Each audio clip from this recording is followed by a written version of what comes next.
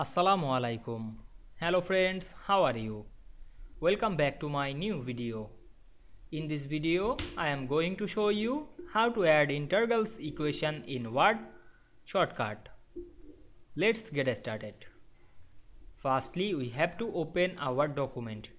Now we want to add integrals equation in this document using keyboard shortcut key. Firstly, press Alt on our keyboard, then press N, then press E, then press I.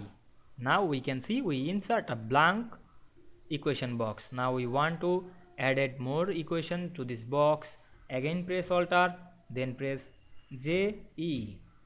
Then now we want to insert the integral. Click the I on our keyboard. Then choose any integral. Press down arrow or up arrow to select any integral. Then press enter. Now we can see we added integrals equation this document using shortcut key very easily. I hope you enjoyed the video. Please like, comment, share and subscribe my channel. Thanks for watching.